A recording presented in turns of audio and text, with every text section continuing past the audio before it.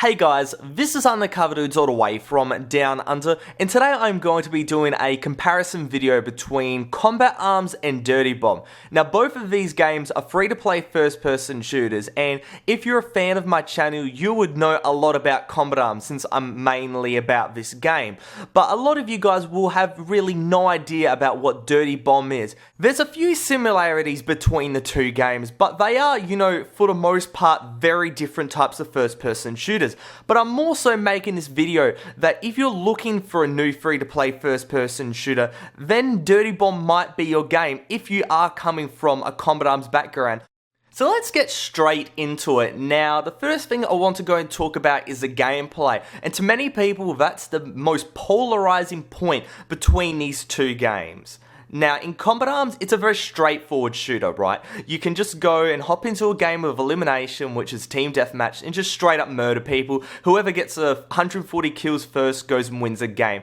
Dirty Bomb is more of an objective game. Basically, killing is a super important part, as really any first-person shooter is, but you won't win the game simply by just acing a team over and over again. Now, will it help? Well, yes, definitely. If the enemies are just waiting to go and respawn, they're just looking at that timer tick down and down and down, and they're not trying to go and oppose you, then definitely it'll go and help. But saying that, you won't go and win by just killing. You have to go and play the objective to some extent in this game in order to go and win.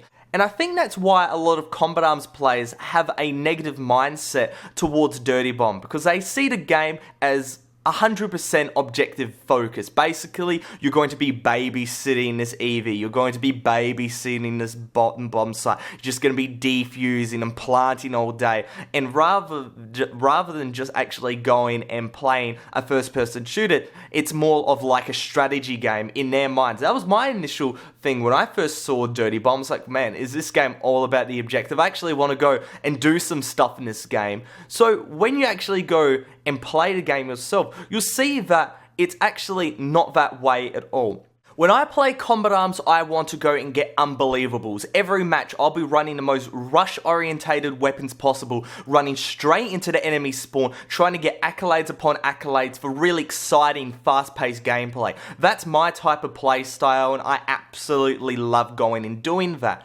But in Dirty Bomb, you can go and translate that basically 100% across, because playing a Slayer role is so important. By going and getting massive accolades, which is the equivalent of getting rampages and all these badges and shit saying you've aced a team and whatnot, you're on a 50 kill streak or something like that. That's so important in this game, because if you don't have that role and everybody's playing a supportive role, then your team is just not balanced. But saying that, you have to go and implement some objective nature into your gameplay in order to go and make it work for Dirty Bomb.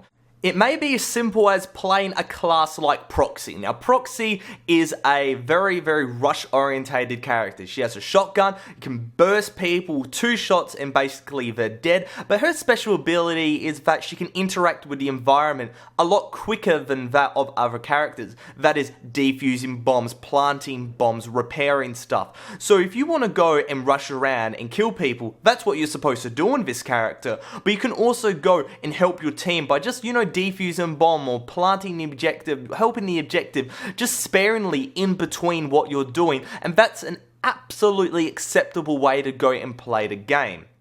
Now, when you go and compare the rest of the two games, they are completely different. In terms of maps, it's not a static environment like Combat Arms, it's dynamic, you can go and change, and certain elements, certain parts of the map are segregated off until you go completely objective, so you move through the map rather than just staying in one part. And that's really it. There isn't else that I can really talk about the game, so if you guys want to go and try it out, just go to Steam and download it. It's free to play, and if you don't enjoy it, just go and uninstall it. That's the fantastic thing about free-to-play games. If you don't like it, you can just go and get rid of it. There's no payment involved whatsoever. But other than that, it's undercoverdudes all the way from Down Under. Out.